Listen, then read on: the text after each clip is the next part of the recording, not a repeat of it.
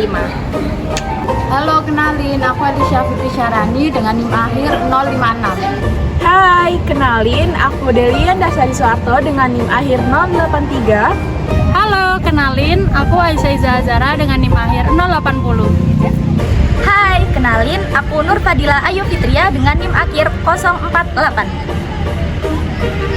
Halo, kenalin, aku Anissa Nurilis Maida dengan NIM akhir 043.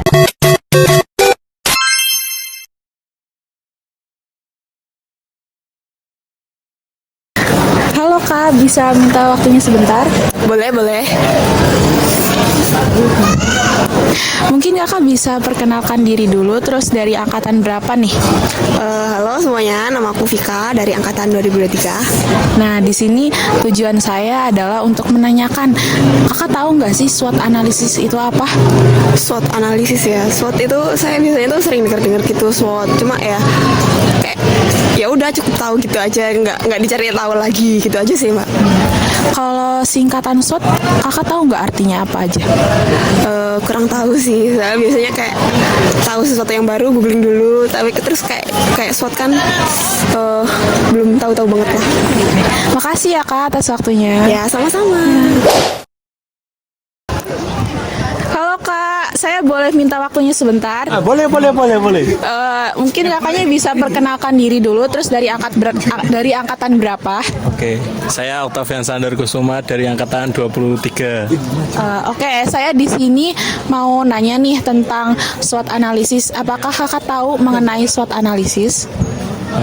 SWOT analisis. Belum tahu Kak, belum tahu. Terus singkatannya juga belum tahu ya? Belum tahu Kak, saya masih pemula.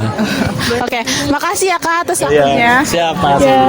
Kak, bisa perkenalkan diri dulu, terus dari angkatan berapa? Ya, perkenalkan namaku Anissa Virus Mawada dari angkatan 23.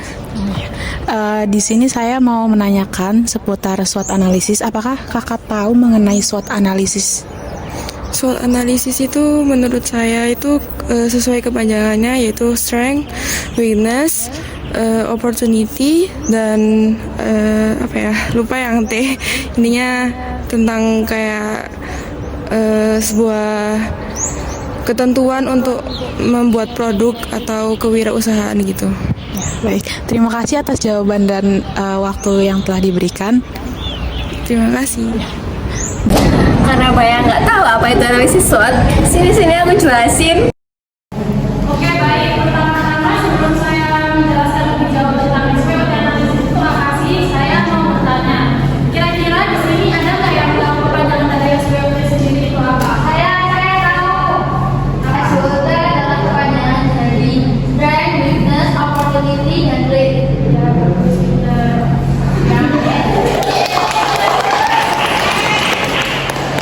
Terus ada nggak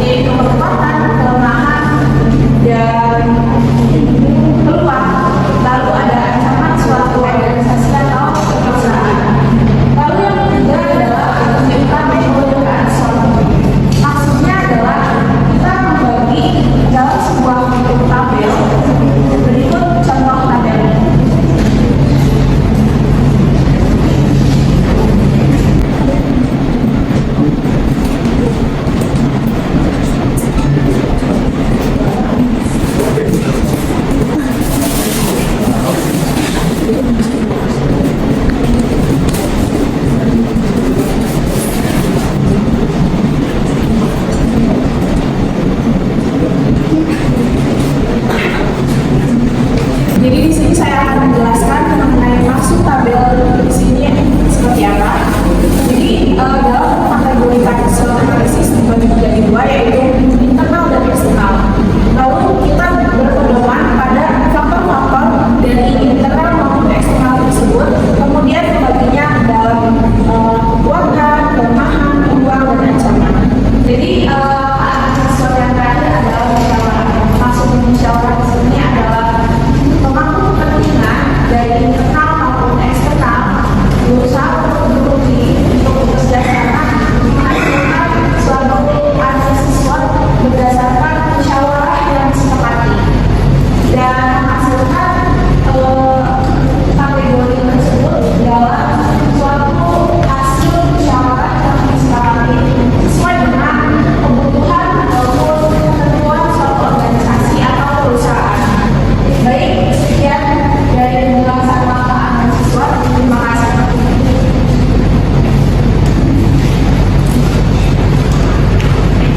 Oke, jadi di sini aku akan menunjukkan hasil dari kuesioner yang telah saya isi, yaitu tentang SWOT dalam organisasi. Permasalahan yang pertama yaitu kekuasaan atau tren yang dimiliki seseorang menjadi pertimbangan dalam memilih anggota organisasi. Dari faktor audiens yang menjawab sangat setuju yaitu sekitar 22 audiens, yaitu 25%. Jadi kekuatan seseorang untuk menjadi pertimbangan dalam memilih organisasi. Selanjutnya yang kedua, kelemahan atau weakness seseorang mempengaruhi kinerja dalam organisasi. Dari 40 audiens yang sudah menjawab, yaitu yang tertinggi ini adalah sangat setuju dengan total 15 audiens, yaitu 37,5%. Untuk kesimpulannya yaitu jadi kelemahan seseorang sangat berpengaruh dalam melakukan organisasi tersebut. Next. Selanjutnya yaitu peluang opportunity dapat dimanfaatkan untuk mencapai tujuan organisasi. Dari 40 audiens atau jawaban yang paling terbanyak yaitu memilih sangat setuju dengan total poin 23 audiens, yaitu 57,5%. Jadi dari kesimpulan audiens yang sendiri yaitu kelemahan seseorang sangat berpengaruh terhadap organisasi tersebut. Ancaman atau risiko dapat menghambat kinerja dalam organisasi. Dari 40 audiens tersebut yang menjawab paling banyak adalah 16 audiens, yaitu 40%. Jadi bisa disimpulkan ancaman merupakan menghambat kinerja dalam kita melakukan fungsi organisasi tersebut. Selanjutnya dilanjutkan oleh teman saya.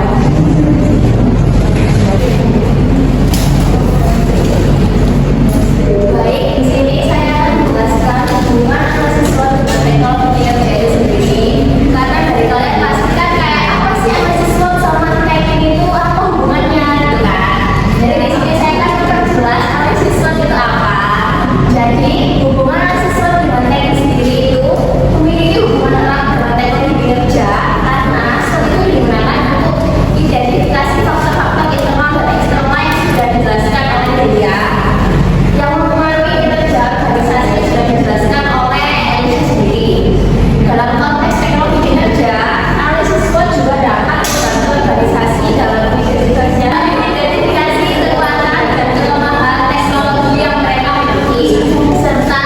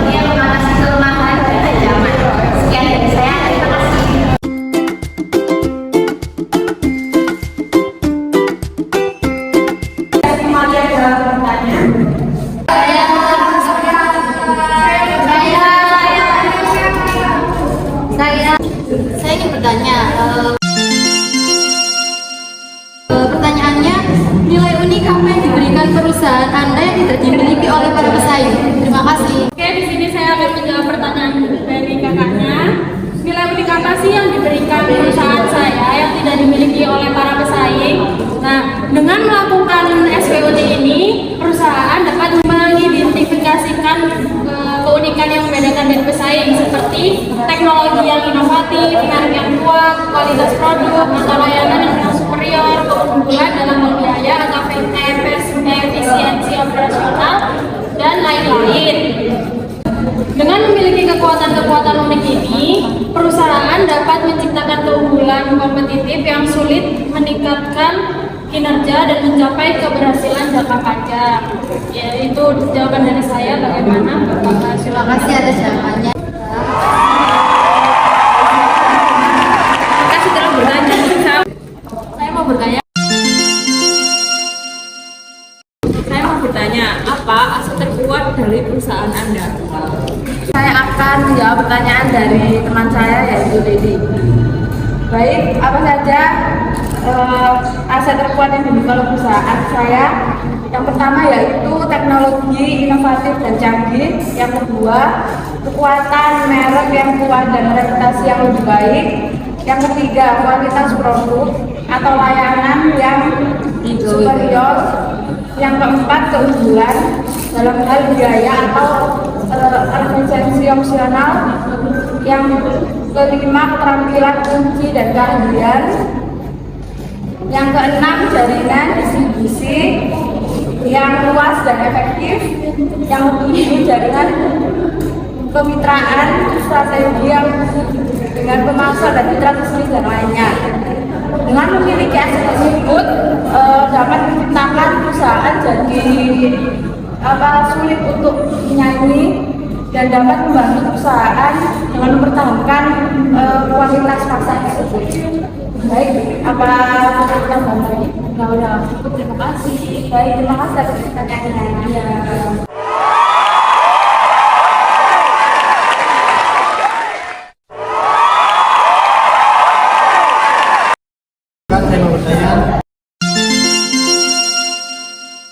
Saya mau bertanya apa saja kekuatan internal yang dapat mempengaruhi perusahaan, lalu bisnis mana yang perlu diperkuat. Baik, saya mau menjawab pertanyaannya. Kekuatan internal yang dapat mempengaruhi perusahaan adalah kualitas produk atau layanan yang superior, kekuatan merek yang kuat dan reputasi yang baik, keterampilan kunci dan keahlian yang langka, kapabilitas manufaktur yang tinggi, efisiensi operasional dan pengendalian biaya yang baik, kultur perusahaan yang kuat dan komitmen karyawan yang tinggi, jaringan distribusi yang luas dan efektif, dan mitra bisnis lainnya. Untuk area bisnis yang perlu diperkuat itu bervariasi tergantung pada kelemahan dan peluang yang diidentifikasi dalam analisis SWOT yang sudah dilakukan. Apakah menjawab? Sama-sama.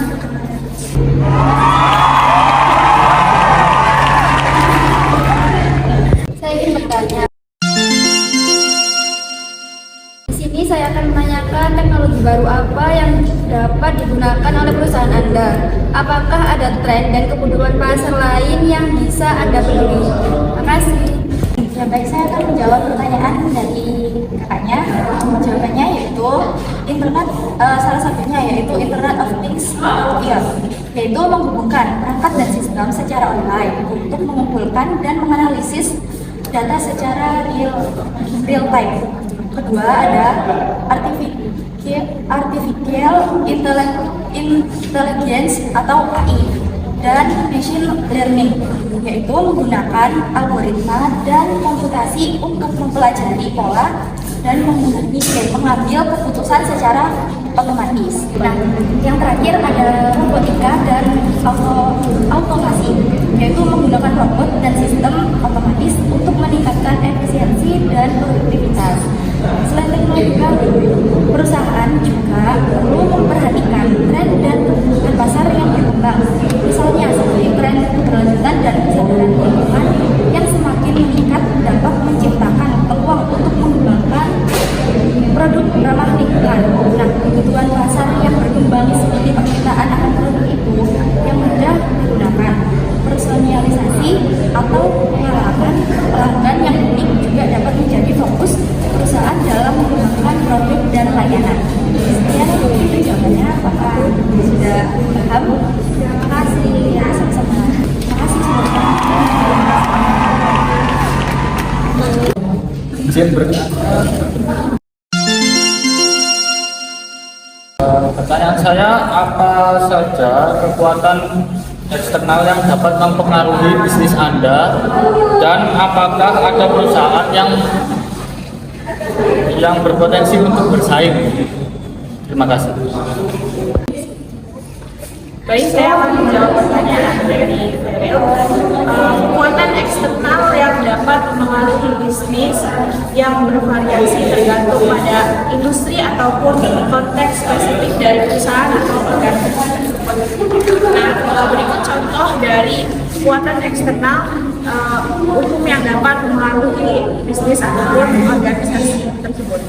Yang pertama adalah pertumbuhan pasar yang tinggi yang bisa mempengaruhi baik internal ataupun eksternalnya, dan yang kedua adalah perubahan kebijakan pemerintah yang berdampak pada regulasi suatu industri. Lalu ada perubahan tren dan permintaan masyarakat luar. Lalu ada persaingan yang intensif dari para pesaing yang ada, dari para perusahaan atau organisasi yang ada. Lalu ada ancaman yang dapat mempengaruhi suatu produk ataupun output dari input tertentu. Dan ada perubahan kondisi ekonomi yang bergantung pada ekonomi global ataupun regional. Dan yang terakhir adalah kebijakan perdagangan internasional maupun nasional. Apakah sudah dijawab?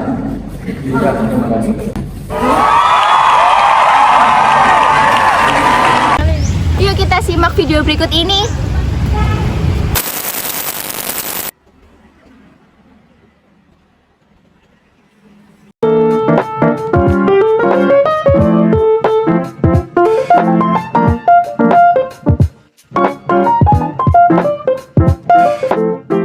Ibu namanya siapa? Bu Ati. Bu Ati. Di warung bakso ini untuk produk yang paling laris itu produk yang mana, Bu?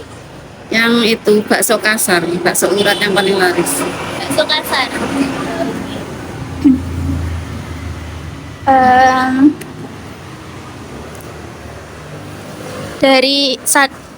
Sampai sekarang pelanggan yang pernah beli di warung ini, untuk keluhan yang pernah Ibu dengar, kira-kira keluhannya yang apa, bagaimana? Oh ya, rata-rata jarang yang ada yang mengeluh gitu, Mbak. Oh. Alhamdulillah.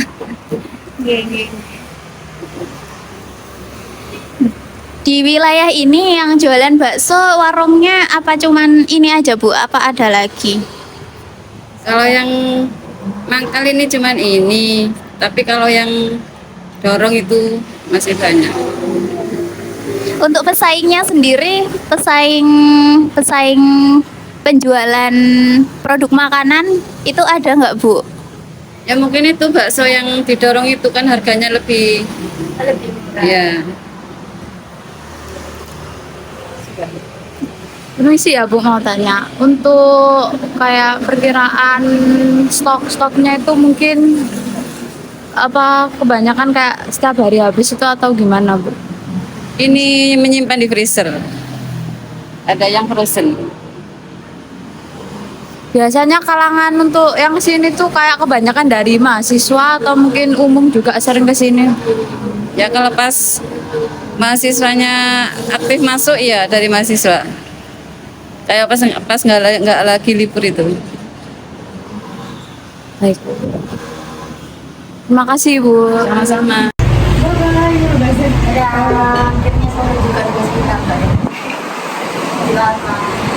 Selesai. Ya. I love myself, but Terima kasih sudah menonton. Dadah.